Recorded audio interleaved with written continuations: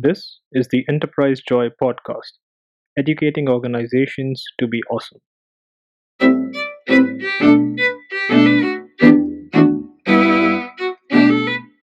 OKRs, or Objectives and Key Results. Now, if you haven't heard of this term before, then you're probably in for a treat because whether you believe it or not, in the recent few years, this has become synonymous with a number of product organizations around the globe.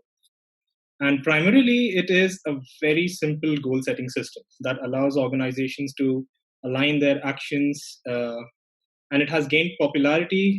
However, its usage with a lot of the leading startups and enterprises have been good and bad.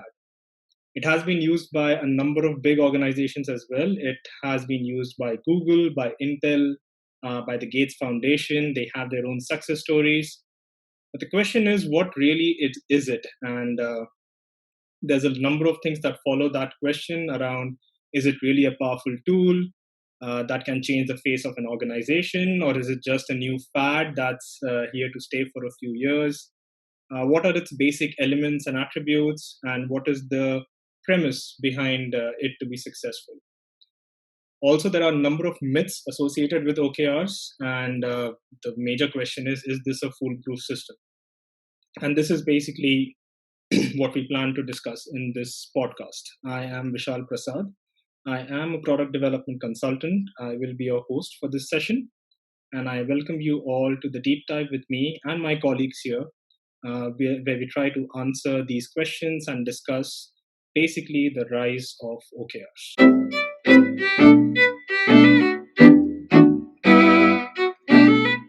So before we proceed, let me introduce you to the tribe that I have with me over here, and we lay down the purpose of this podcast.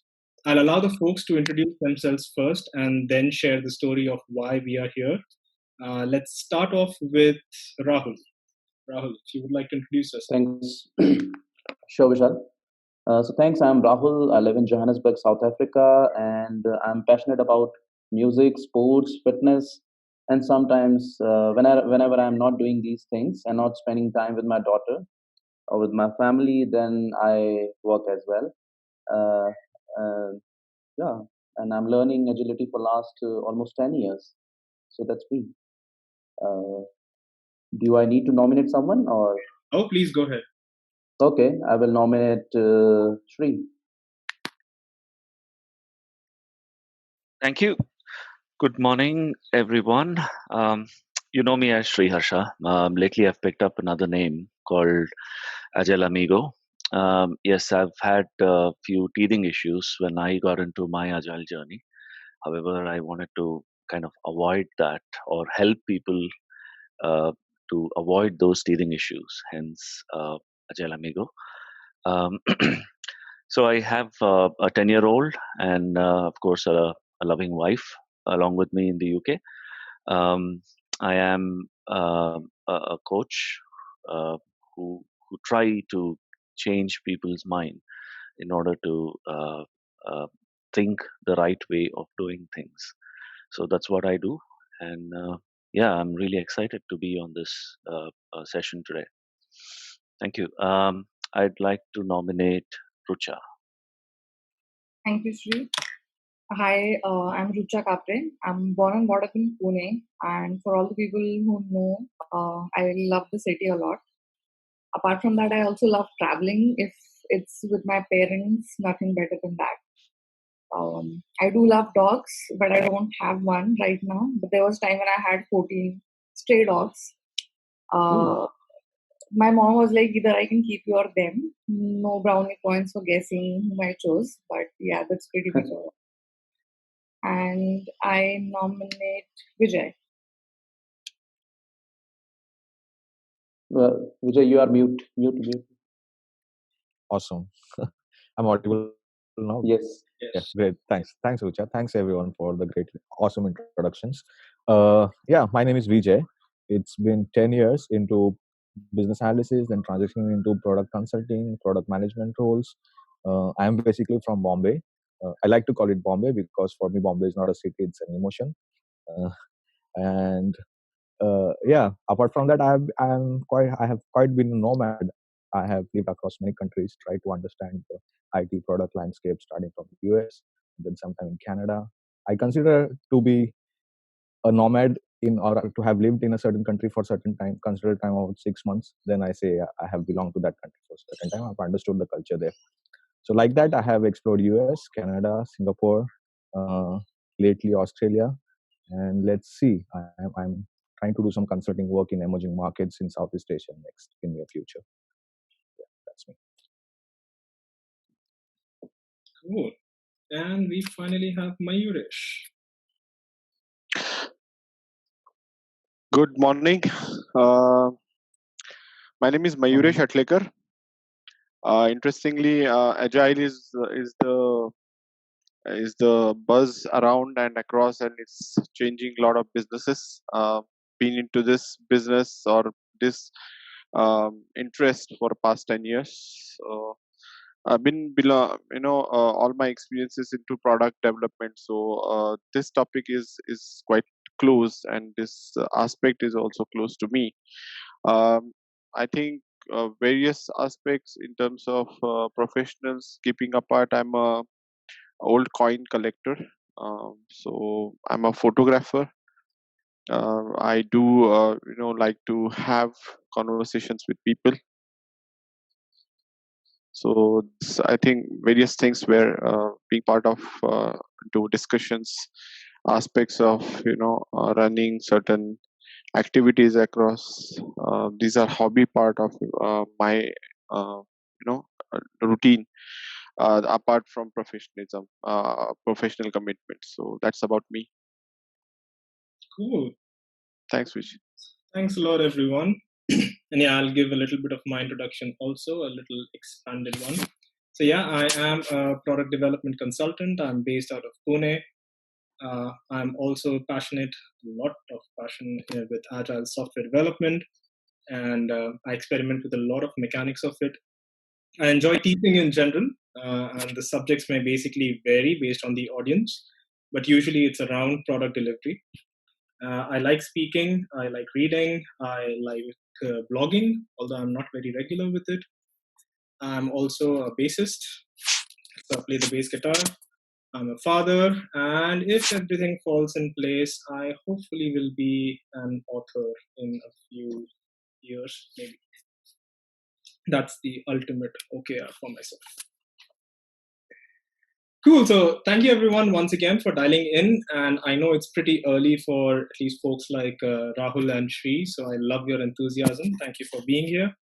And also a big thank you for Rucha for helping us bring in a little bit of diversity. And I say that truly because Shri and I, we have struggled a lot with our groups to make it more inclusive. We keep on making attempts to improve on this front. And yeah, I think it's nice to have you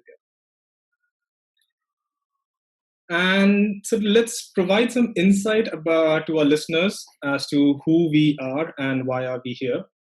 Of course, we are here to discuss the rise of OKRs, but a little bit of background before we get into it. So it all started a few weeks back when Vijay over here, he pinged in one of the groups inquiring about a group where there are product delivery enthusiasts. And I'm using this term very generically, and you can relate the product delivery enthusiast to anything from product management to strategy, however you want to put it.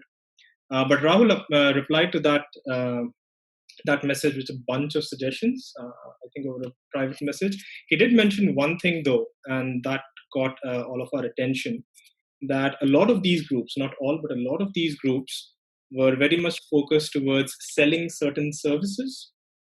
And a bunch of these groups also had a lot of passive folks. So they had loads of people in the group, but not a lot of active participation and not a lot of knowledge work really flowing around.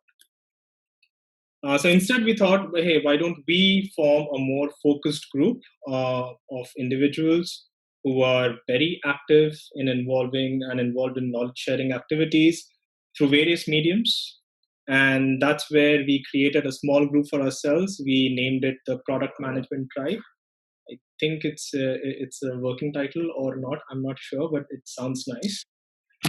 You can change it anytime. It can be as well. Yeah, but it sounds nice. And actually, I did a like a Google search or a GoDaddy search. I'm not selling these services. Okay, I'm just mentioning their names. And there's no domain right now. So probably if you want, yeah, this can be. But as of now, yeah, it's a small group on Telegram with less than 20 people. Less than 20 people. 14. 14 people. Yeah, okay. And yeah, that's how we came into existence. So this particular podcast, this is an attempt to kickstart that essence of the group where each one of us actively shares knowledge through some medium at regular intervals. So if you're tuning in for this session, this is the first session and you may be witnessing history in the making. So And let's hope for the best. can I give another thing about the group? Yes, please. So the only condition is to be on this group is that one of like these 14 people should have met you in person, and then you should be committed to share your knowledge as well, because we know that you all know a lot, but sometimes you feel that no, I don't know anything, so everyone has to share. So that's a condition in this group. So that's it. Absolutely. Okay, so without further ado, let's jump into the topic of the day, which is the rise of OKRs. Let me summarize the structure of this session. Primarily, it will be me imparting knowledge around the topic. However, that shouldn't stop all of you to interrupt me at any point of time. You are here to speak your mind, to ask questions, to provide your own examples and share your experiences. Also, do not hesitate to disagree with me at any point of time. It's perfectly okay. We can have a healthy debate around certain topics. And of course, this podcast is not for selling the OKR as a concept to the listeners. It's absolutely not. It's purely educational. The listeners can choose how they wish to utilize this education for themselves. And yeah, that's it. So if there's no questions so far, let's start off, and let's start off with diving into a little bit of history, if that works for everyone. I'm not sure if history is a liked subject. Oh, yeah. I'm passionate about history. I forgot to mention. Passionate about history. Yes, I have one. Nice. Okay, so here's the thing. I mentioned in the beginning that OKRs is a very simple goal-setting system. It's a very simple goal-setting system. A question for all of you. When do you think the first structured goal-setting system came into existence or evolved? How old do you think that must have been? Make an educated guess. It's okay. Yeah, it's okay if you're wrong. I wouldn't be surprised if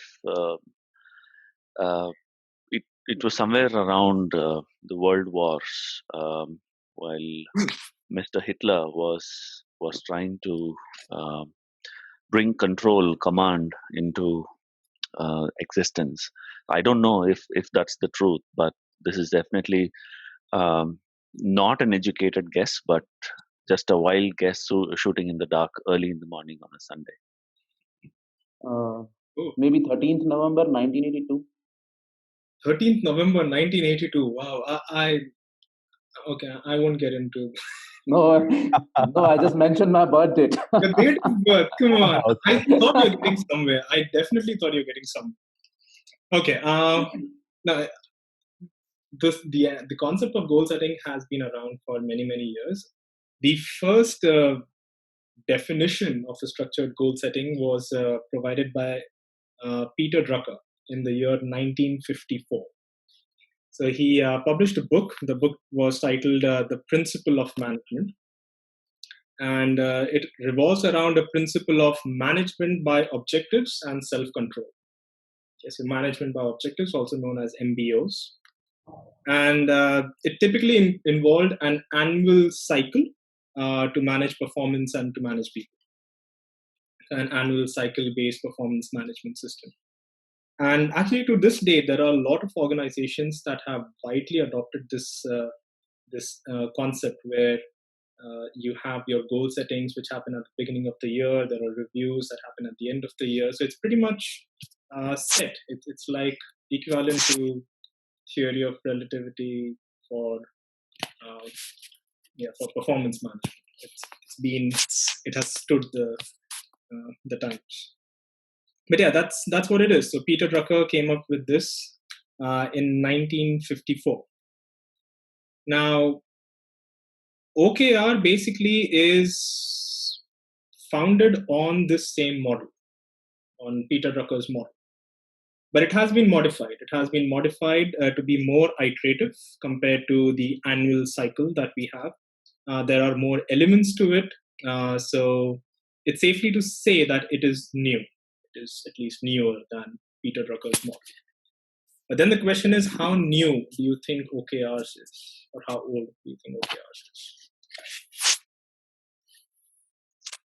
It's not 13th November 1982, for sure.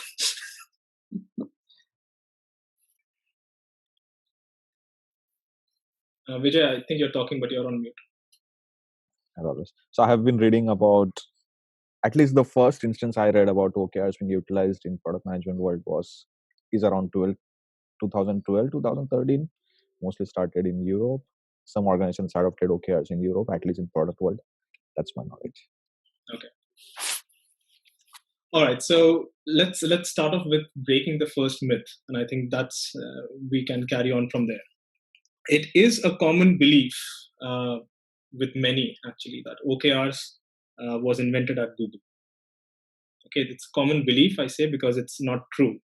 Google adopted the OKR model, and it did modify it to a great extent to suit its purpose. And then it also published its very famous blog on rework. And this blog is so often shared whenever some organization or group wants to adopt OKRs that it just feels, oh, it's a method coming from Google. And Google being Google, people do accept it. So yeah, and so this is also the source for this popular tracking mechanism where we say if you achieve 70% of your OKRs, you have achieved a lot. So yeah, there is the stretch aspect of it, but there are misconceptions around that as well. So we'll discuss that in a while. But yeah, They are not. Sorry? So they are not kind enough like Henrik Niebuhr, where he like writes a blog to say that, guys, I have never discovered the Spotify model. Please. We should discuss about Spotify as well at some point of time. Yeah. Yeah, but that's the thing. So yeah, OKRs has gained popularity in the past few years. A lot of popularity, rather. That's the reason why even I mentioned the rise of OKRs. But no, it did not start at Google. Okay. The father of OKR, and you can actually search for this. You can Google this. Father of OKR is actually a very famous person called Dr. Andy Grove. Dr. Andy Grove. If you don't know who he is, he was the third employee of Intel Corporation, and he also became the CEO of Intel in 1987. And he was the one who started off with the concept of OKRs. Rather, he used it very widely in Intel. I think he started something around 1971 in Intel, and Intel started in 1968. So a lot of the growth of Intel is actually because of OKRs as a system. So that's like the core of Intel. And there's also this very famous operation called Operation Crush that Intel ran. And it was basically to dominate the microprocessor market, and the only competitor that Intel thought was the one for them to defeat was Motorola. And the story about Operation Crush, utilizing OKRs at the crux of it, is so popular that Motorola did not stand a chance, and that's how the 8086 processor became the de facto in the computer field at that time.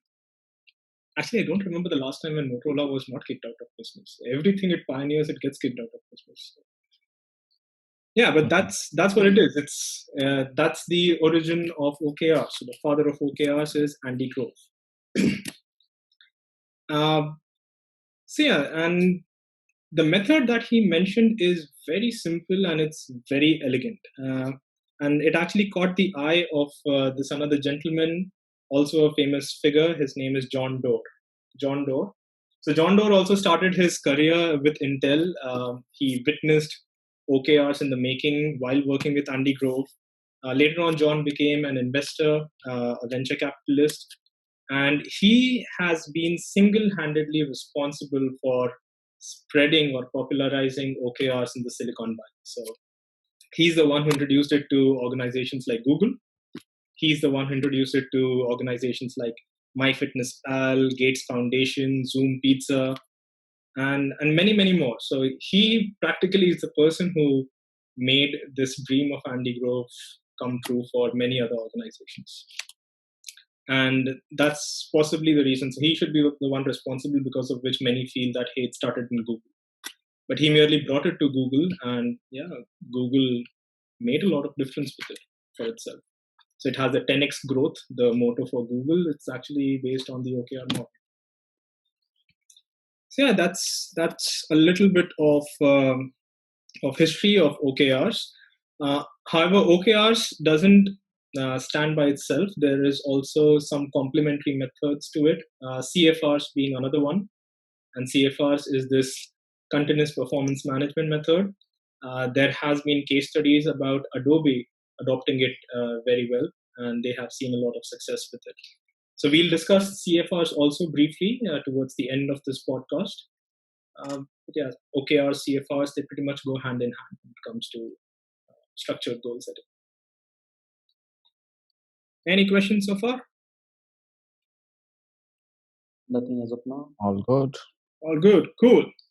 So let's get into what exactly is an OKR. So now we know that it's relatively newer compared to Peter Drucker's original management by objectives concept. There are many new variants to Peter Drucker's model, actually. For example, the SMART goals. Have you heard of SMART goals? Yeah, so SMART goals, it's actually pretty close to, the invention of SMART goals is very close to Rahul's birthday. It's 1981. It was 1981, published by this guy named George Doran. And yeah, even SMART goals is very popular, making your goals very specific, relevant, measurable, time-bound, achievable. And then there are various other methods as well. So there's the hard goals concept, there's the fast goals concept, but all of these are revolving around the same concept of Peter Drucker. And OKR also fits in the same space. So OKRs defined by Andy Grove, it basically has two components. It has an objective that's very specific and very relevant to, let's say, an organization's mission. And then it has a set of key results which are measurable and time-bound. And when you complete or achieve all of the key results, then practically you achieve the objective. So if one objective has 3 key results, you achieve all the 3 key results to completion, that would mean that the objective is completed. That's a very simple relationship. So yeah, that's all that's there to OKRs actually. It's that simple. If you want, we can end the podcast here. There's nothing more to it, but that's what it is. So an objective is like this long, well, not very long, but a longer vision. And then key results are these smaller things that you measure in order to safely say that, hey, a particular objective is met. But what makes OKRs different is the way it gets implemented in an organization. So there is a process behind the implementation of OKRs that makes a lot of difference. Now, yeah, if you're thinking that it is, okay, do you think it's easy enough to implement this simple process? It's very simple. It should be easy to get implemented, right? I mean, what's wrong with it? Agile is simple but difficult to master and implement. I think same is the case. Simplest thing are easy, difficult to implement and master. Rucha stole my words. I think it's true with a lot of methods. They make it sound so easy and simple that it gets marketed very easily, but it's really, really difficult to implement. Yeah, that's the same with OKRs. So many organizations get hooked to this, that, hey, this is very easy. It has minimum necessities for OKRs to be successful.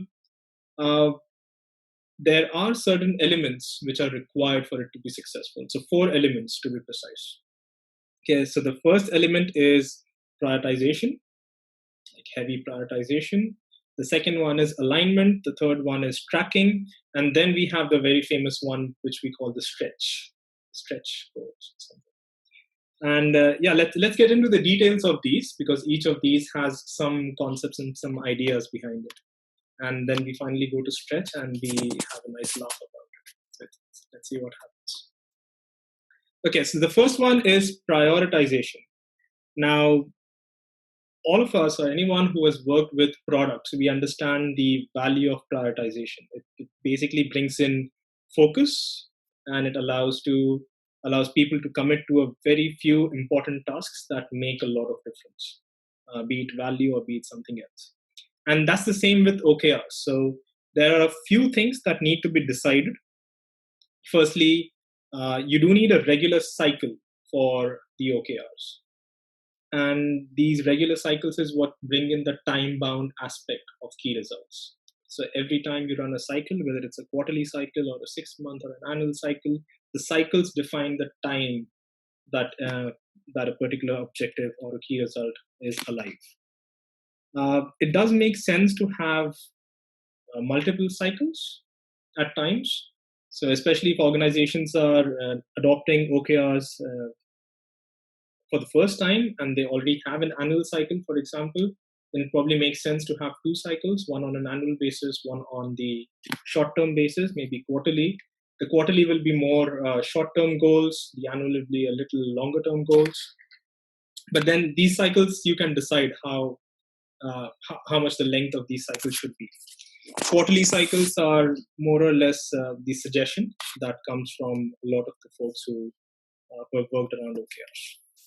And this is basically a variation from Peter Drucker's original model. So Peter Drucker's original model was primarily based on the annual cycle, whereas OKR focuses on shorter cycles. And this is also another reason why OKRs has become very popular with many of the organizations nowadays, because we are moving towards agile organizations. A lot of organizations adopt frameworks like extreme programming or Scrum. And a lot of these frameworks talk about shorter cycles, and OKRs fit in that shorter cycle.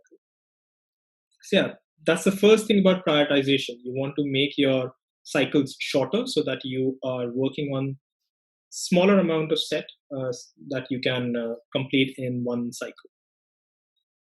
The other more important aspect is you should commit to not more than 3 to 5 top line objectives per cycle. So 5 is like your boundary. Again, this is a suggestion. So if there are reasons why you need to have more than 5 or less than 3, yeah, it's perfectly fine. You can decide that for your organization. But it makes sense that the top line goals, the first level for an organization, there are around 3 to 5 goals over there. And these 3 to 5 objectives should not have more than 3 to 5 key results. So that's the relation, 3 to 5 objectives and not more than 3 to 5 key results, which basically fulfill a particular objective. And these objectives, they have to be unambiguous, so everyone understands it pretty much properly. The key results are measurable, they are time-bound. If it does happen that you have a lot more key results which are needed to fulfill an objective, maybe that's an indication that you have to split the objective. Okay, so that may be something that you have to look at. This is also to say that if you're going to measure these key results, you're basically bringing in the focus of the people in your organization that what we are measuring is really important. This is the one that matters. So having good measurable key results is extremely, extremely important. And measuring the right things is extremely important. For example, if you have an objective that says, I want to provide high quality service as a software, a good result or a key result that you want to measure could be a 10% reduction in crash reports. 10% reduction in crash reports, because it's very much product or outward facing. It really defines the quality of a particular system. But if you do, for example, have a key result that says 0 defects, 0 defects also would mean higher quality, obviously. So it's possible for your objective to be met.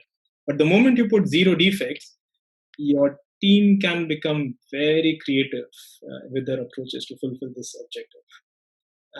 And I do have an example to give. So I started off my career with Deloitte in 2008. I was an intern at that time. And at that time, Deloitte also had a very structured performance management process. It was based on Peter Drucker's model. We used to have goal setting for the entire year. We used to have mid-year review cycles, and where goals could be adjusted and so on. So the first project that I was working on, it was a huge team, around 40 odd people, programmers and testers. They basically sat in their own clusters. So they did not sit together as in the same cubicle, but they had their clusters, but they were not very far off, so we could actually see each other. And there was not a lot of space in between, so it was still pretty close. But this entire aspect of having a testing team was very new for me, because I was straight out of college, and for us, testing was just a phase in the software delivery life cycle. So if we would have been doing a project in college, we program it, we test it. We did not have a testing team as such. But here, it was the first time for me to interact with a testing team. And there was something that I kind of noticed in the first few days. So whenever the tester found a defect, they would approach the programmer before creating a ticket. And we were using Jira at that time, but this was Jira before Greenhopper. So this was pre-Agile, or before Jira became Agile, kind of a time. When it was just I think, ticketing system. Just a ticketing system, just a ticketing. Yeah. And it actually had a horrible, well, it still has a horrible interface, but it was more horrible at that time. So whenever there was a defect that the tester used to find, they used to go to the programmer. And they had a verbal chat where the programmer was explained what the problem is. And then the programmer used to attempt to fix it in some duration of time. And only if it was not fixable in some duration of time, then it got raised as a ticket in Jira. Now, this really did not make a lot of sense to me at that time, because I did not really understand a lot of the management aspects. I was pretty new. I was just out of college. But there was a reason behind this thing, this kind of a setup that was going on. So the testing team had a goal for themselves. The goal for the testing team was that they have to achieve a very specific defect density. If you know what is defect density is n number of defects in n number of lines of code, or n number of features, however you want to calculate it. So testing team had a goal that they have to raise at least n number of defects in n number of features every day. That was their goal of achieving like the threshold for the defect density. And the programmers had a goal to not exceed the threshold. So this is what happened. Both the programmers and testers, they got together and they had like this verbal agreement. We both want to look good in front of our managers. So keep on raising defects till the time your threshold has reached. But once your threshold has reached, then don't raise defects. Come and talk to us directly and we'll fix it. And that pretty much is an example of having a bad key result for your objective. It's not really giving you the right picture of whether your software has high quality or not. And very honestly, I have seen this behavior with many teams. It's not like this was the only team. And I have tried to address it whenever I've faced it. The last, I think I noticed this behavior was last year or the year before that. And it's not like a regular practice, but since we are all human, every now and then these kind of attitude will pop in. But yeah, the point is that that's not a good way of having a key result. It's not a very good measurable key result. It does not really fulfill your objective. So having well-defined key results also brings in that focus. And that's where the prioritization aspect also comes in. Zero defects may be a key result that we want to have, but it's not something that gets prioritized as something that's really valuable for the objective. So you need to actually remove it from your key results. So 3 to 5 very focused, prioritized objectives, and each objective has 3 to 5 very focused key results. With me so far? Right. Yes. Yeah, actually, an interesting thought occurred to me, Vishal, while you were talking about time-boundedness of OKRs. So in recent years, as I'm following some strong voices in the product community, they are professing this philosophy that OKRs or any kind of measurement metrics need not be time-bounded. So is it really necessary for even OKRs to be time-bounded? The cycle can be of any length you want. So let me give you an example. YouTube, I may not get the story very correctly, but we can Google it later. YouTube, at one point of time, had an OKR of having 1 billion users, 1 billion active users. I don't know how bad this is, but they had an objective of 1 billion active users. But this objective was 4 years long. So they had, like if today I'm setting a goal for myself that I need to have 1 billion active users on my platform. This is a goal I'm setting for myself, which needs to be completed 4 years from now. And then in these 4 years, you have certain milestones that you want to achieve, which at least prove that you are moving towards that goal. So your OKR can be at different levels and have different cycles. So these long-term goals will be like huge. They will be, I am going to achieve this particular objective in 4 years. But every quarter, for example, you may have these small things that you will have to build that will take you closer to your objective. For example, for you to achieve 1 billion users, active users, you may also need enough hardware to support the amount of traffic coming in. So you can actually have smaller objectives as to how slowly and frequently you're going to build your hardware for the next 4 years so that you can support this load. And I have also heard about these instances where people have complained that building products is a very creative process, and we shouldn't put a timestamp on creativity. Yes, it is true. Okay, and I'm not going to deny it. It is a creative process. It's equally important to stay relevant in the business world. Staying relevant in the business world is something that has to be balanced out with the creative process, and that's where the entire aspect of having goals come into picture. So think of it this way. Let's say Google and Apple, right? Google has Google I/O, Apple has their product launches. It happens frequently, even OnePlus. They do it every 6 months, every 1 year. There is one big conference where people come together, new features and new products are showcased. And that kind of gives a rhythm to the market, to the people, to the consumers that, hey, we can expect something new in the next 6 months, or we can expect something new in the next 1 year. And when this kind of predictability goes away, then it becomes concerning for consumers. Then consumers may think maybe this company is not doing as well as they want to, and then there is possibly a loss of business. So concepts like goal settings, be it OKR or anything, it's just to balance out these two aspects. Creativity is equally important. Being relevant in business is equally important. And it's important to balance it out somewhere. Right. So theoretically, if there is no time element in the goals, they are not SMART goals at all. But in case of OKRs, that does not apply. The T in SMART is time. Exactly, it's time. So that's why I say if there is no time element, they are not SMART goals. They are goals, but they are not SMART goals. Yeah. So likewise, OKRs can still be OKRs if there is no time element. No, there is a time element, but that's the cycle. The way it's defined is the cycle. Okay. So when you are defining your objective, your objective needs to define the cycle as well. The cycle can be a quarter, the cycle can be annual, the cycle can be mid-year, the cycle can be 3 years. That's up to you. But you will put a cycle to it.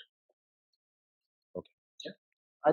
I think one aspect that comes into my mind, and I may forget it later, that's why I'm just mentioning it. I think objectives and even results, they are good to have. But another aspect that sometimes we forget is like how we want to achieve them. Okay, so like if we take an example of this programmers versus testers, and both wanted to achieve their key results or their objectives. What happens is people try to achieve them through competition because people want to compete with each other. And with agile organizations, what we are trying is we are trying to make sure that people are understanding the concept of collaboration. So yes, those objectives we still want to achieve them, but like through collaboration. So that's where a lot of companies, they set that okay, you have to achieve this, and then people want to become heroes, and that's where like companies start like going towards some down. That's a downside. So we'll address that in very few minutes, because that's actually the second element of OKRs. And that's pretty much something that you want to achieve. I mean, it's good to have heroes, but the type of heroes change, and it's important to take a look at that. But yeah, we'll discuss this when we come to the alignment aspect of OKRs. But yeah, that's a valid point. Okay, so with regards to the key results, you actually have to measure what really matters, whether be it individuals or for team or for product, for business. That's up to you, but you have to be very precise as to what is it that you're measuring. And it's always a good idea to balance out quantitative and qualitative measurements. And I'll give you an example of what quantitative and qualitative measurements mean. Responding to 10 requests for proposals or RFPs, for example. So I will, as an individual, respond to 10 RFPs or submit my proposal for 10 RFPs. That's a quantitative measure. Okay, that's something that I have to do, and I know that I'll be able to complete it. And if I'm able to complete it, then I know that I have moved closer to my objective. A qualitative measure for the same objective will be that I win 2 new projects. So the winning of 2 new projects is qualitative in nature. And the way to distinguish it is one is completely under your control, it's your actions, whereas the other is more of an outcome that you're expecting. And Rahul, since you mentioned that the how aspect of achieving OKRs is equally important, yes, it is equally important. And the way key results are written is it just provides what outcome is expected. So it says this is the outcome that I expect from this OKR or from this objective. And the people are free to, they have the autonomy to decide how this outcome can be achieved. And that's why it becomes even more important to have the key results mentioned very much measurable. That really matters. So this is how you can have like qualitative and quantitative goals and balance out the two. The other example, let's say if you're working with products, then it can be something like I need 3 new features every month. That's possible. 3 new feature releases every month. That can be a quantitative measure. Whereas having 10,000 active users daily, that becomes a qualitative measure that defines the quality of your product. And both of these are equally important. So you have to balance it out well. And the good part of having measurable key results is at the end of the cycle, when you have your objectives in front of you, it's in black and white. It's either done or not done. So a lot of the performance management conversations where people may get into a lot of arguments with their managers, with the leaders around, hey, I think I have done this, with someone else saying, no, I don't think you have done this, that reduces because you have made it very objective. And even though this black and white thing may be very straightforward, that does not mean that the conversations go away. The conversations still need to happen. But the way the conversations happen are slightly different. So I'll give you an example. When I was working with Springer, I did have one qualitative goal for myself. And the qualitative goal was to, this was in one of the years, to identify, initiate two projects. Identify and initiate two projects. And at the end of the year, I was able to complete only one. So if I look at my goals, I have achieved only 50%. I needed to achieve two, I achieved one, it was 50%. But then I had my conversation with the manager, and the manager assured me that, yeah, from an objective standpoint, it's 50%, but the effort was very visible. The things that I did in order to ensure that that possibly happens, that was very visible. And that for him was, yeah, it's deemed complete. There's no way to say that you were not committed to achieving this goal. And that's the beauty of qualitative key results. That conversation is very uplifting. It motivates the people because it addresses their actual effort. So even if the goals are not met, your effort is still something that's addressed. And that's good. Vishal, should you want to speak? Yeah, sure. Sorry, just on your second example, which you gave a few minutes ago, while defining your objectives or OKRs, how important is it in order to keep your customer in mind? Because whatever you said is definitely an OKR achieved, qualitative, quantitative analysis, way of looking at things I liked. But in your second example specifically, you said, I have 10,000 users hitting my website or on the similar lines. But wouldn't it become important that just by somebody clicking on your website and marking their footprint in would not really bring in customers? What I'm saying is, while defining your OKRs in an organization, is it not important for you to wear the customer's hat and see from their point of view whether are you really helping them or just defining OKRs for your own sake, for your own team's sake, etc.? No, absolutely. So the aspect of good product development does not go away. That always stays. Customer focus, actually the entire business being customer focused is highly important. And again, we'll address this when we come to the second element, alignment, in just a few minutes. But that's the whole point. Your objective that comes from the top line is driven by the business objectives as to this is where I see the business going. These are the customers who I see being served for the next cycle. This is what will take us to the next level. This is what will make us market disruptors. All of these conversations still happen, and that's supposed to happen. This does not go away. So yeah, and again, to the example, for the 10,000 users registering, it is not a good key result. Having daily 10,000 active users, that's still a good key result, because then you have repeat users coming every day. Similarly, new registrations, not a good key result, but registrations leading to something else on the product, that's a good key result.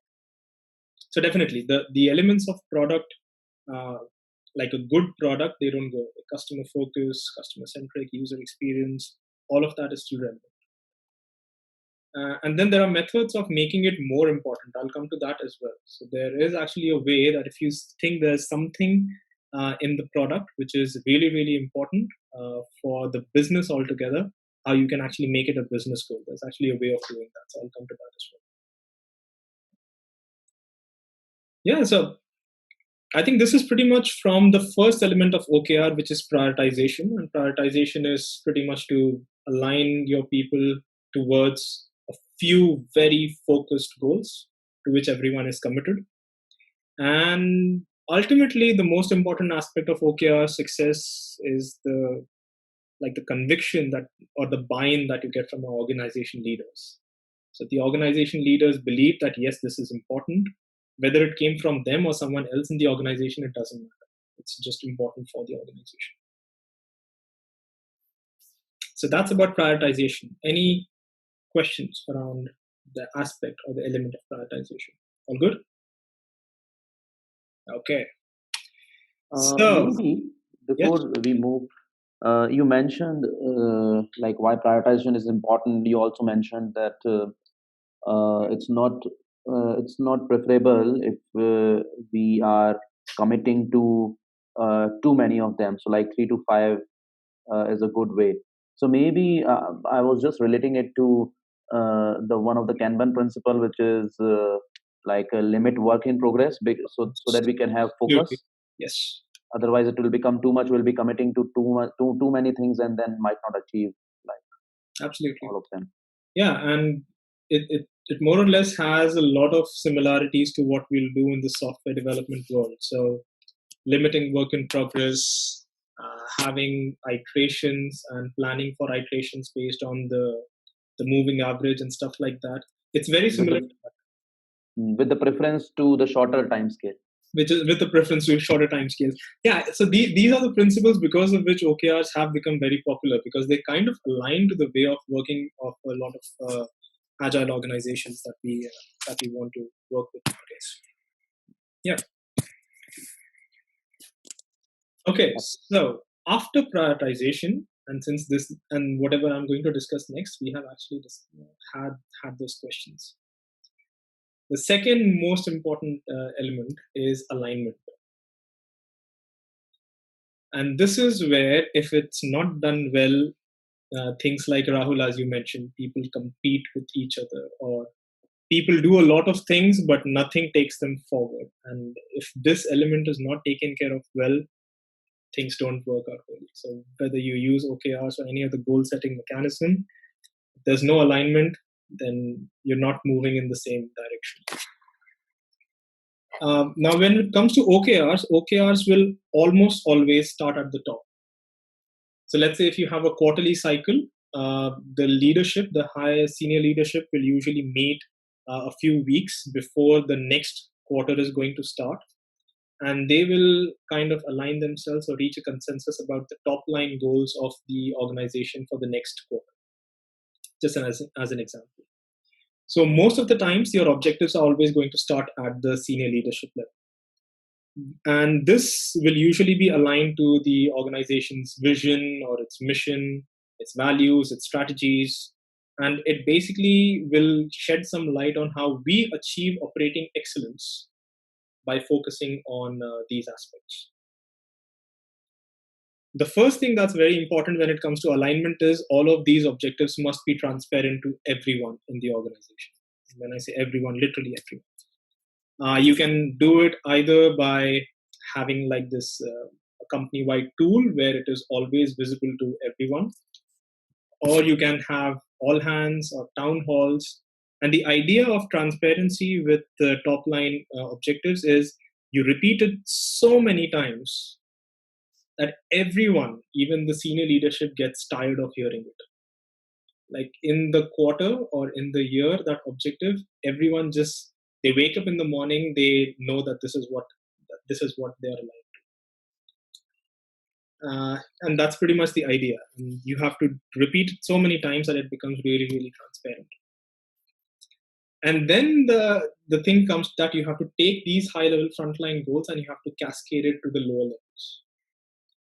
And this cascading now happens in a slightly different way when it comes to OKRs. And I'll just give you an example to explain how this happens. So the frontline or the top line objectives, there will be 3 to 5 objectives, as we saw in the prioritization. So it will have 3 to 5 objectives. Each objective will have 3 to 5 key results. The level below, like the -1 level, for them, the key results of the higher level become the objectives for this particular level. And this level of -1 takes these key results as objectives and defines their key results. Then their key results become the objective for the next level, their key results become the objective for the next level, and this is how the entire cascading happens. So if the Like organization, a planning onion, yeah, it's like a planning. how It's like vision becomes strategy becomes release, exactly. and then But the way this is done is that even if you take like the frontline people, the folks who are right at the bottom, or the ones who are doing the final work, if you just take their key results and you keep on adding up the objectives, you can actually go till the top line.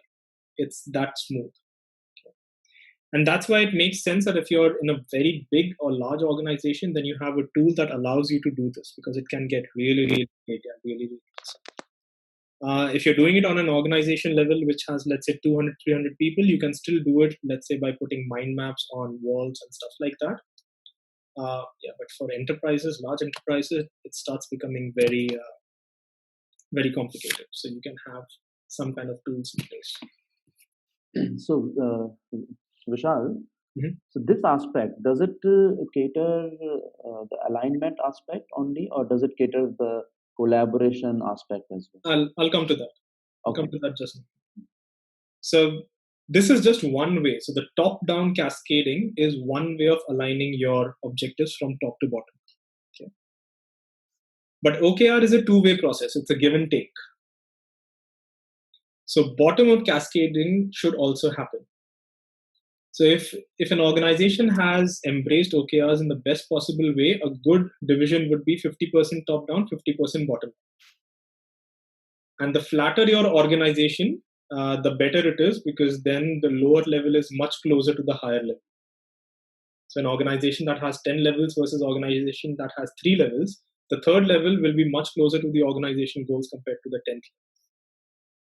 And the way the bottom-up alignment or bottom-up stuff works is, once the top-line goals are defined, there are multiple strategies that you can have, but one of the strategies can be you define the top-level goals, you skip the middle management completely, and you directly go to the front line. The front line aligns their goal directly with the organization. And then you come to the middle line, and the middle line then has a responsibility to ensure that they serve. So their objective is to serve the front line. And that's how the middle management then aligns their objectives. So there's an equal amount of top-down and bottom-up alignment that happens. This is just one strategy that you can apply. And I'll give you an example where I have done this in the past.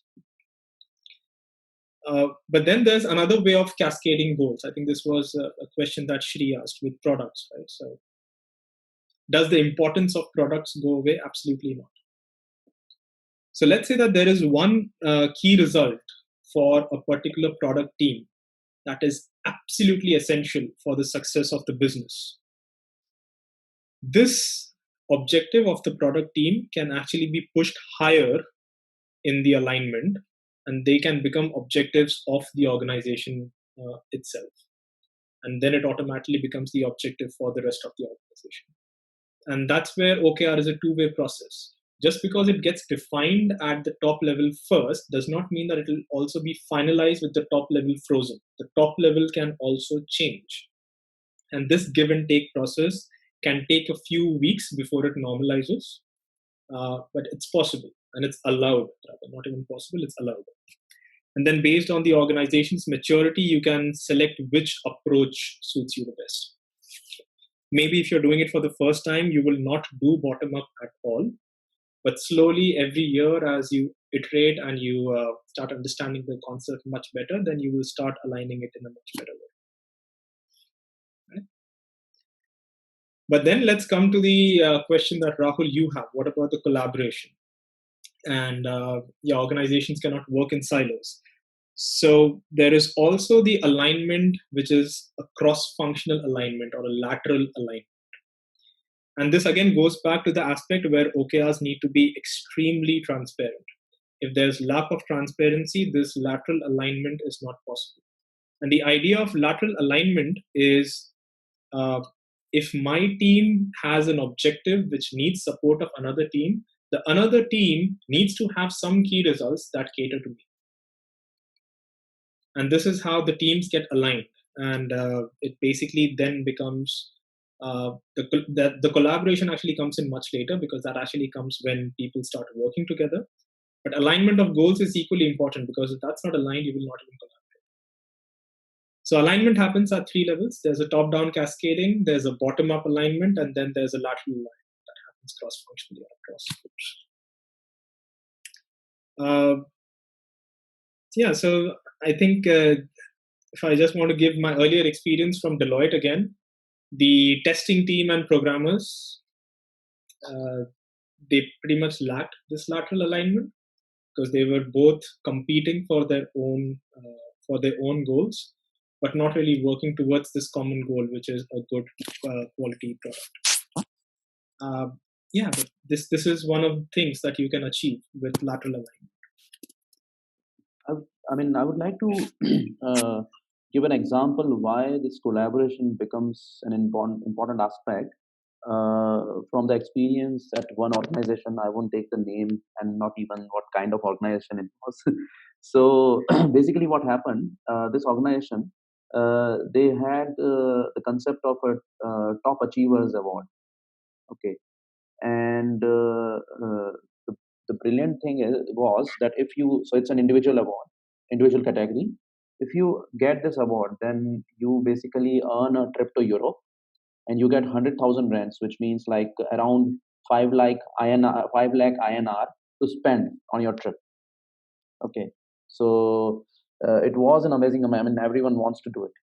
So now what people used to do is like, now I need to make sure that I'm one of the top people. So to make sure that I am at the top, I need to make sure that other people are at the bottom. Okay, so I just need to make sure that I don't, if I'm one of the great people, I have knowledge, I need to make sure that I don't help that person, other people, until someone from the management asks me, okay, can you please help? And then I will suddenly help other people, and then I will become a blesser for other people, that see, I helped everyone. And that's how I will be able to achieve my top achievers award. And then so that was one aspect, one problem. Another problem was, and that happens, is like knowledge remains with one person, and then you are too dependent on that person at the end. So that was one problem. Another problem is that as soon as one person get that award, other people are like, oh no, from next year I need to make sure what this person was doing, I need to make sure I'm also doing the same. Mm-hmm. So that's how, individual awards, that they actually becomes a problem for an organization, and they don't even realize that it's becoming a problem. Yeah, what's the name of this organization that gives your? You can check my LinkedIn profile. I'm just asking if it has job openings anyway. No, you can check my LinkedIn profile. I won't name it. But yeah, so again, going back to Deloitte, I don't know why I keep on coming back to it. So I had this conversation with my counselor at the time when I was in Deloitte, and they had the rating, right? 1, 2, 3, 4, 5, 5 being the highest. And I asked him, how do I get a 5? I know it was just in good. It was like a joke. Okay, I need a 5 rating. I'm bored of met expectations. And I hope he was joking. I'm not sure. He said the only way to get a 5 rating is if you burn something and then fix it. 100%. So yeah, no, that's not true. You shouldn't do that. No. But that was true. Huh? That was true, actually. Okay. Yeah, but so one of my clients, they started off with OKRs a few years back, and the lateral alignment is also something that was difficult for them to align with. I'm not sure if they have aligned with it now or not. But the problems we faced were a lot of the product teams who have dependencies on each other. So there was good top-down alignment, there was good bottom-up alignment, but product teams were not aligned. So if the product team has a dependency of, let's say, an API from another team, and this other team does not have that in their objectives, then that key result was never met. So I know that they face a lot of, I was in one of the product teams, so I faced a lot of challenge with this alignment, the lack of lateral alignment. But yeah, it's absolutely essential when you have dependencies across teams. I think that's where Google's 10x growth, that objective, is is so important and so much at a top level that every department if a product department needs a marketing department before they launch, they know that they have to align. And this all alignment comes from that one objective of 10x growth. And these are things that they do right. So there are loads of examples where these alignments are done in a good way. There are ways where people are still improving. But for sure, this is absolutely essential. It's very important. Okay, so I'll give you an example of how I have done this in the past. And actually, Rucha was a part of it, so maybe she can also chip in. So when I was with Springer has, or had at least when I was there, an annual performance kind of cycle, and they were not working with OKRs, but they had something very similar.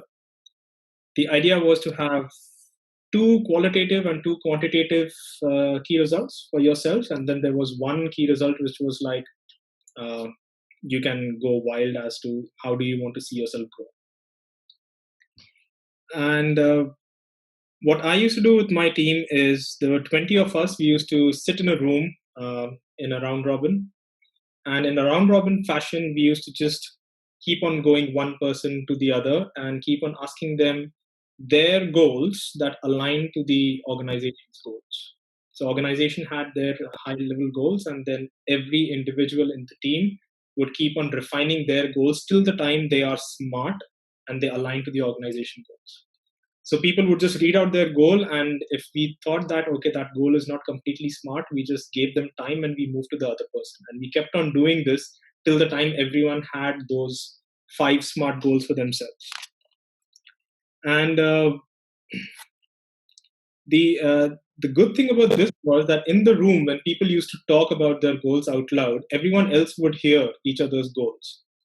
So it was not a surprise when someone would say, hey, if you're going to achieve that, then I'll have to do this. And suddenly there was alignment between these 2 functional groups. And I'm talking about little functional groups, so like programmers and testers and UX and BAs and stuff like that. And that automatically that became alignment between the team as to if you're going to do this, then I'll have to do this. And that became an alignment for the group. That was like a lateral alignment that we're talking about. And also there were times when people would just say, hey, I would like to pair up on you for that goal. So then this person was not solely responsible for achieving a goal that helped the organization, but there was a few more people, a pair or 3 people or something like that. So this is how we were able to do the lateral alignment for ourselves. There wasn't a lot of bottom-up scope in this particular system because it was very much from the top, and then we were just product teams. So I think the only bottom-up thing that existed was that it applied to me. So me being the manager for that unit, my goals ultimately became the goals which would help the team achieve their goals. So I would do my goals after the team has done their goals, and that's how the bottom-up aspect happened for me. So my goals clearly were driven by the team. And yeah, that's how we would align ourselves in that way. And actually, Rucha has done talks on this numerous times. You should actually go and see that. It's nice. Rucha, do you have anything to add to that?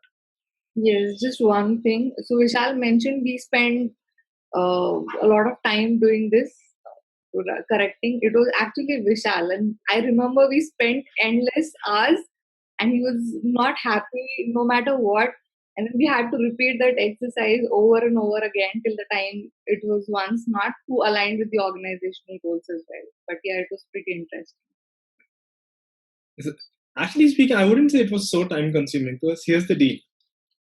If you all would not have been in the room, so 20 people, right? 20 people, if you would not have been in the room, then I would have had to individually spend, let's say, 3 hours or a couple of hours at least with every individual to get their goals and align. And then the concept of lateral alignment would have been difficult.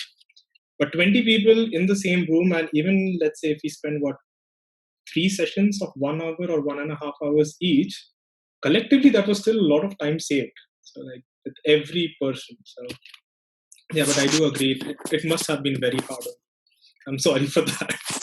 The first time, at least, later I think it was good when once people started getting a hang of how it should be done for the later cycles. I think I can connect it to the big room planning or big room Very uh, similar. big room training, where why we do it together. Initially it looks like no, it's time consuming. We are spending a lot of money, but I think it is better in terms of getting people aligned at once. So Absolutely. What will be of interest for me to know is that did you also do the review of those key results in such collaborative fashion with all the team in the room? Yeah, and I'll come to the tracking aspect of it. So the next element that we are going to discuss is tracking. So I'll address how that happened also. And again, Rucha is here, so I think she did it more number of times compared to me, so she'll have more experience. I do know that in her talk, she actually shares statistics of before and after. I never went and got those results from anywhere. Yeah, she has more information about this. Okay, so yeah, that's all about alignment. And if it's more or less clear, if there are no questions, then we can go to the next aspect. Okay, so the next one we have is tracking.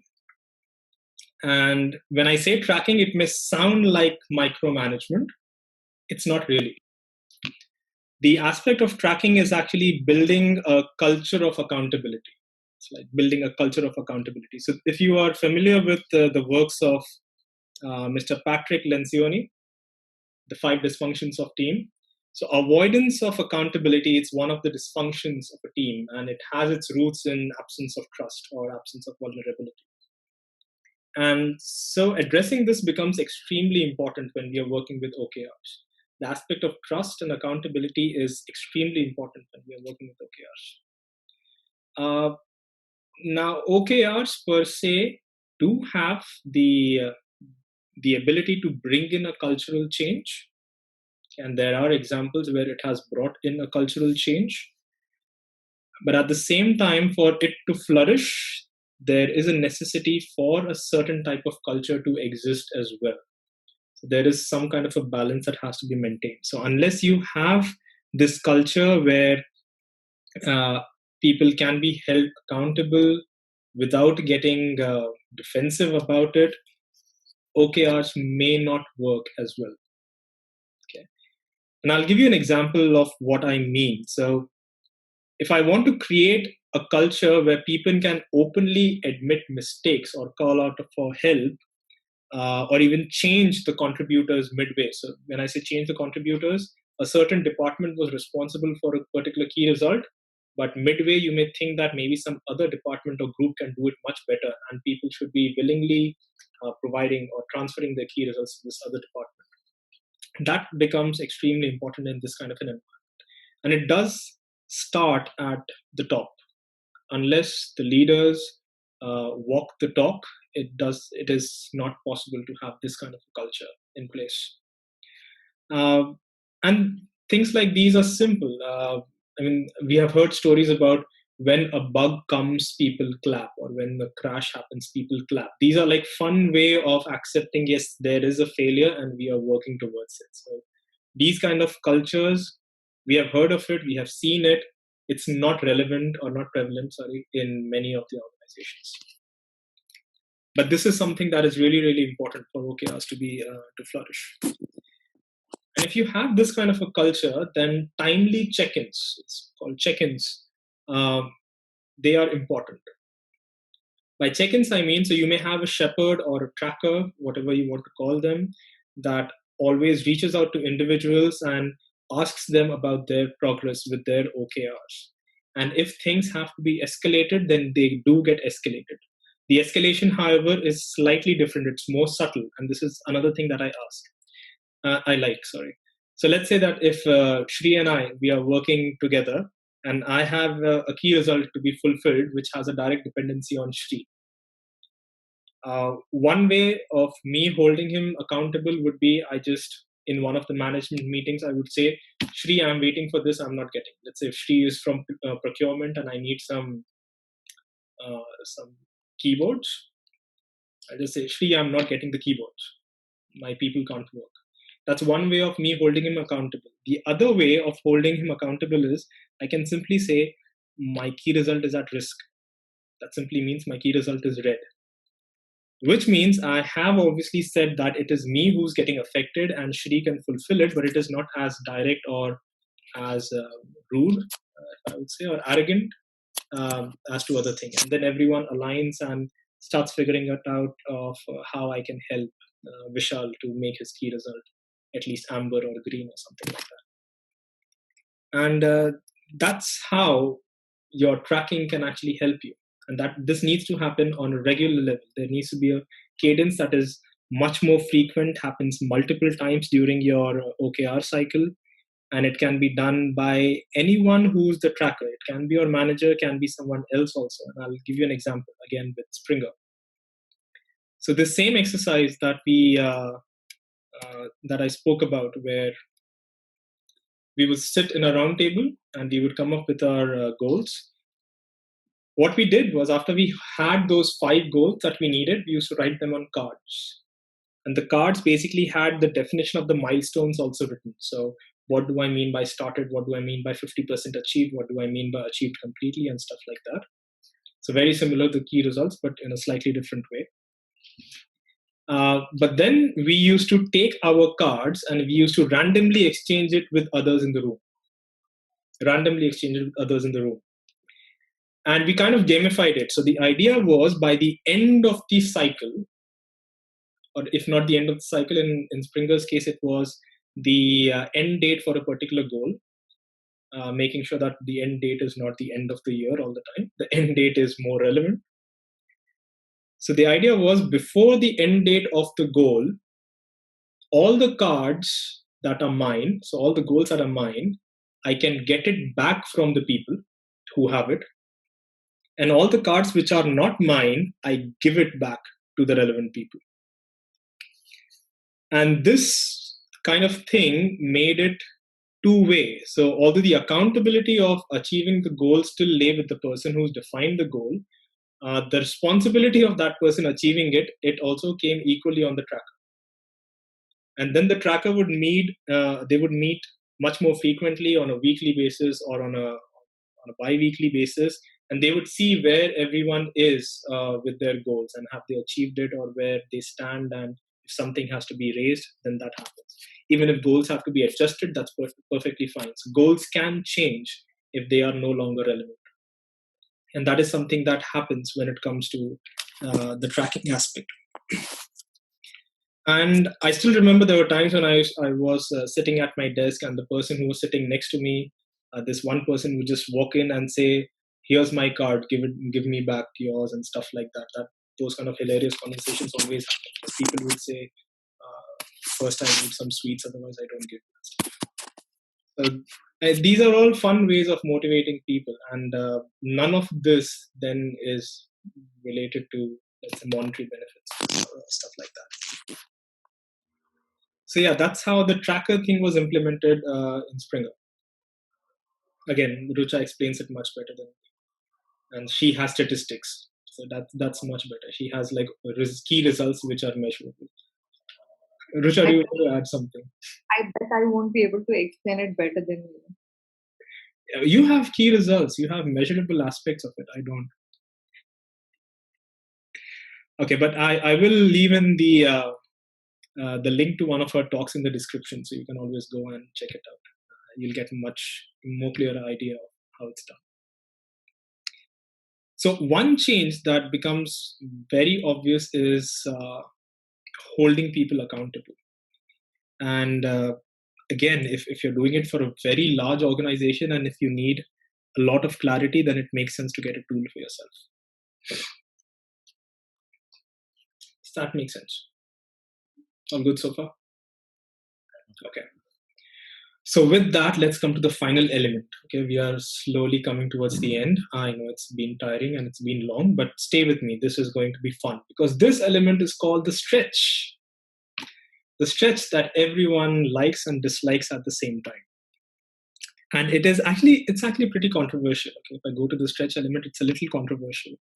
It has been publicized a lot by Google, and people usually get carried away with the entire concept. So I'll try my best to try and explain what it is. So the idea of a stretch is to have ambitious goals. And by ambitious goals, I simply mean you cannot have a goal that is business as usual. So to give you an example, if nothing changes and if everything goes as it's moving right now, and I can deliver 3 features in a month, then that's not really an ambitious goal. Because hey, if you're constantly going to deliver 3 features in a month, then it's not ambitious. I'm not saying this is a good goal to have. I'm just giving an example. Don't quote me on that. So an ambitious goal always improves things. That given the constraints, what if you want to stretch yourself a bit? And that is where people become creative, because they start thinking of how to manage constraints, how to work around constraints, and still achieve this ambitious goal. Okay. And that's the idea of a stretch. So if you are deploying to production once a week, a stretch goal can be deployed to production twice every 10 days.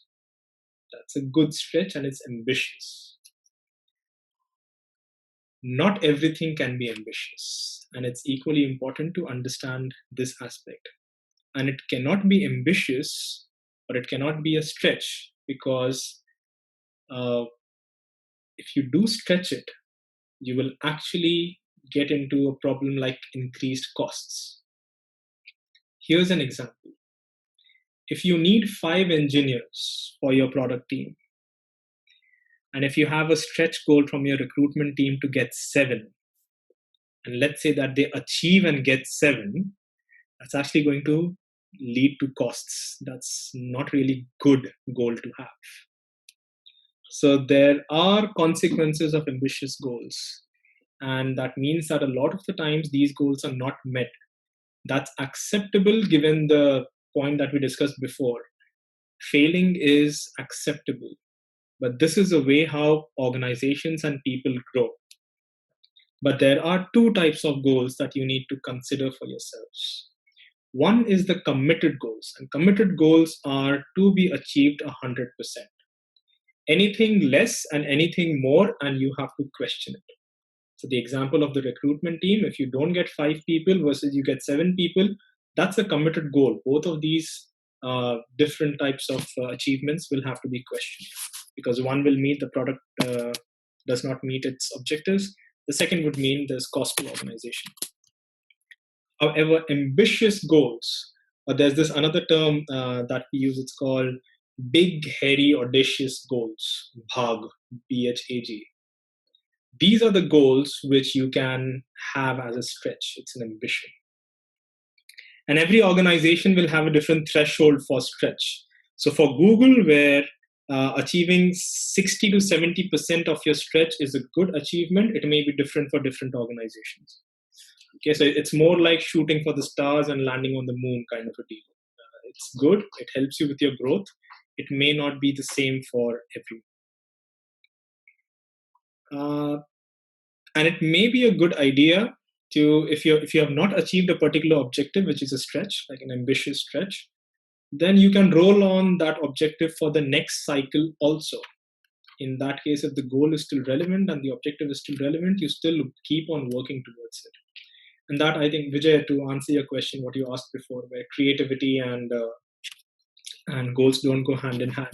This idea of having a stretch, but then keep on rolling on the stretch goal over cycles so that you still keep on outproving yourself, that's something that that can help products to grow in a slightly different way.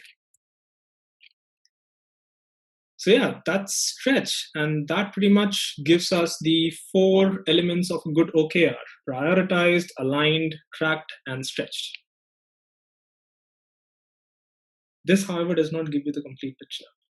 This is not the tip of the iceberg. I'm not saying this is the tip of the iceberg, but this is like the midway of the iceberg. So you still have like another half things to complete when it comes to looking at OKRs from a complete aspect.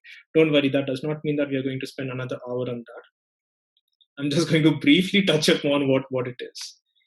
And this actually goes back to, again, Peter Drucker and the concept of MBOs, or management by objectives. By the way, I think HP also has something that's based on management on objectives called the HP way. Maybe they have discontinued it, but I do remember they have something. The second aspect of OKR, which is equally important for OKRs to be successful, and what differentiates OKRs from this annual performance management cycle, is the continuous performance management. And the first thing that one needs to do to get into this habit of continuous performance management is to de-link performance from financial incentives. The thing about people being superheroes or going on Europe trips, that's something that you should de-link yourself from.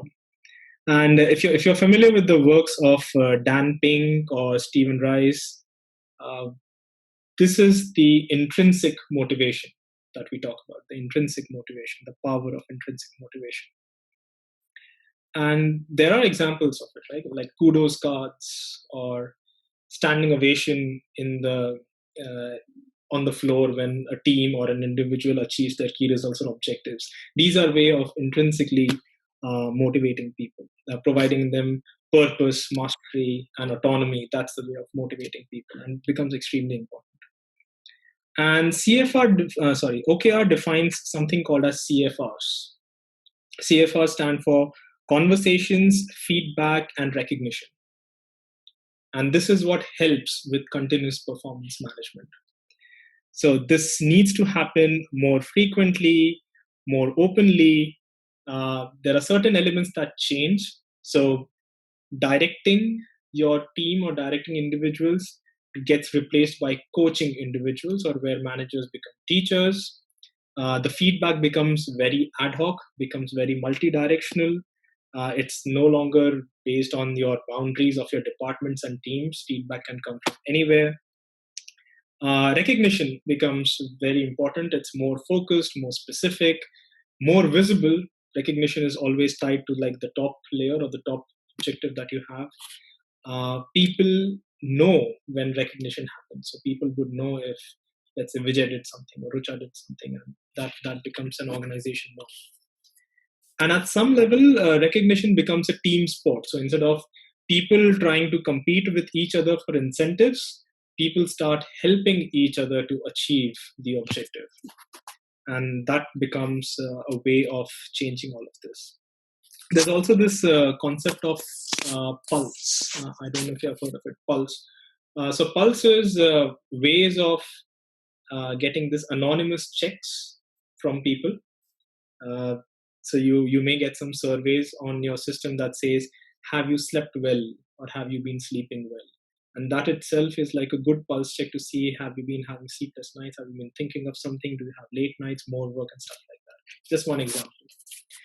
So there are a number of softwares in the recent past which have popped up, which allow you to do these pulse checks. And I think there's also teams which are working on the data science and the machine learning aspect of it. So you can expect things like a manager getting a pop-up on the screen saying, talk to Bob, he needs help, or something like that. There are teams who are working this way. I'm not sure which softwares are available. I've heard rumors that these kind of softwares are available. I haven't seen them. But all in all, the mixture of OKRs and CFRs, they become important for the success of OKRs as a culture. And then the culture itself is important. I briefly spoke about it, that if you do not have this transparent culture where people or the leaders are walking the talk, then all of this fails. I mean, OKR is still a tool, right? So a fool with a tool is still a fool. It's that kind of a deal. So unless you have a culture that supports you, none of this works. For me personally, if you know a few things that I've been working on in the past, Slice is one thing that I've been working on in the past. You can get more details on my website. But the concept of OKRs, one of the things that resonates with me, aligns with one of the concepts that I speak in Slice as well. It's called learning to fail. It's not just learning from failures, but learning to fail. And the idea of learning to fail is to give people this safe area where they take risks. And taking risks is important in order to grow. And this risk-taking and growing becomes a norm. Think about the stretch, and if you fail at your ambitious stretch goal, that is still acceptable as long as it is 70%, 60 to 70%, and stuff like that. This is basically learning to fail. Your organization makes it a habit that failure is acceptable, and that's actually a very genuine way of growing. And this is the thing that resonates with me because I have been thinking about this with Slice anyway.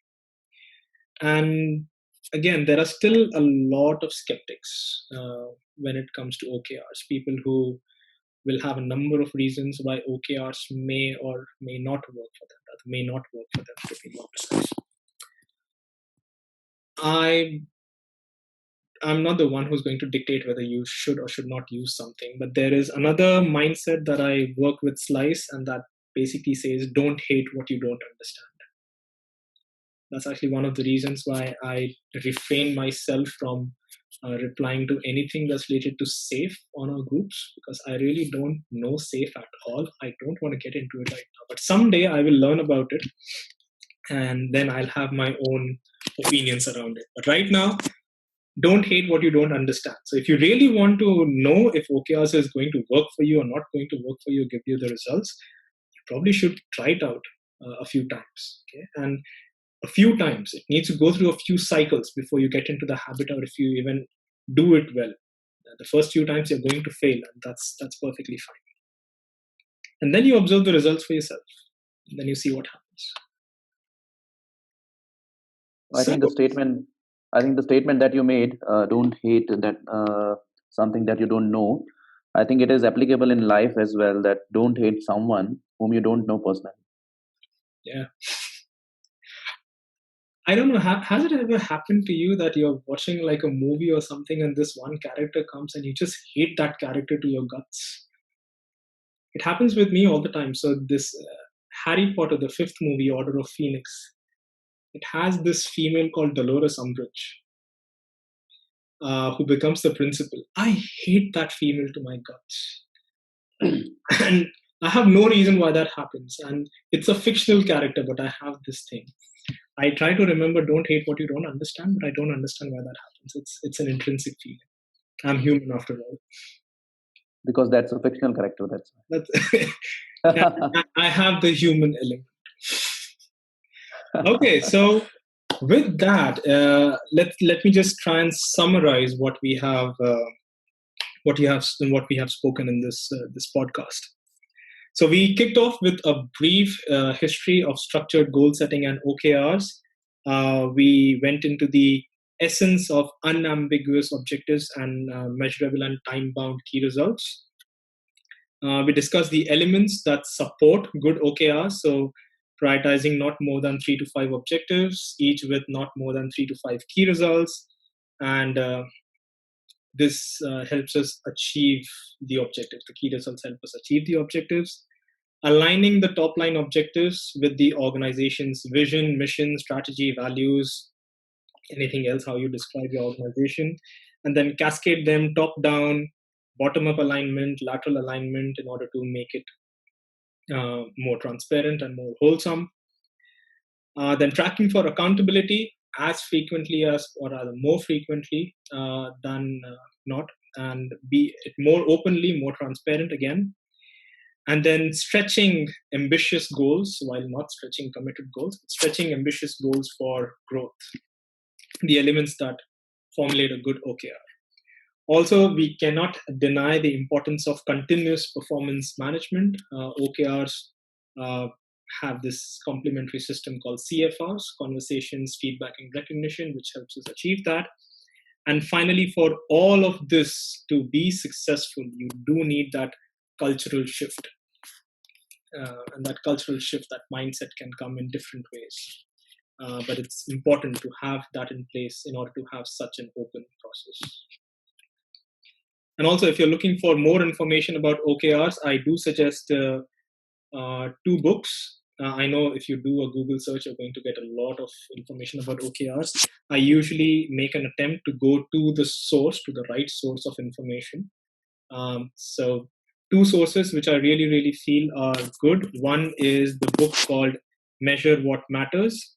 It's by John Doerr himself. So John Doerr, who's responsible for bringing in OKRs from Intel to Google to MyFitnessPal to Gates Foundation, Bono's One Mission, and loads others. And the other one is a book called Radical Focus by Christina Wodtke, which is also a good source of information. Also, you can visit John Doerr's website, which is called whatmatters.com. It has a lot of case studies around OKRs and structured goal setting. So you can take a look at that as well. And he's practically the person responsible for the rise of OKRs in Silicon Valley. So you can trust him for that. But yeah, I'll leave these reference links in the description as well, so you can access this at any time. So with One more reference source. Sorry, go ahead. I'd like to share one more reference source about OKRs. It's from GTM Hub. If you guys have heard of it, this is a small organization or group. I don't even know, but they sent me. I don't know from where they got my email ID, but they sent me the OKR playbook, and it's quite a snippet, but it's still quite comprehensive. Paradoxical, but yeah, like that. I'll share that as well. Cool. So Google also has their OKR playbook.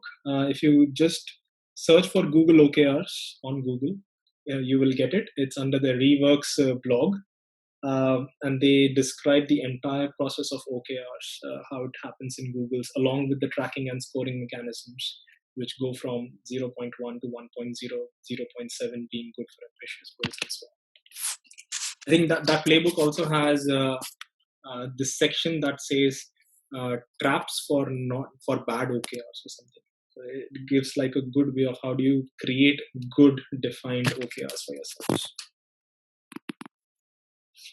Okay, before we end, any last minute thoughts?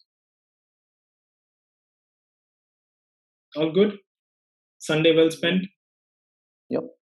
Okay. Happy. Good start for Sunday. Sorry? Yeah. Good start for a Sunday morning is what I said. Well, it's actually evening for Vijay, if I'm not wrong. It's evening. It's almost dinner. Yeah. And it's a good end before lunchtime. Okay, for me and Rucha. So, okay, with that, we come to the end of this podcast. Hope this was educational and informative at the same time. And everyone, you all, and whoever listens to this podcast has some key takeaways for themselves. Feel free to post your comments and feedback when I publish this. They are always highly appreciated and welcome. And until next time, I would say, I am Vishal Prasad, and you all take care and stay safe.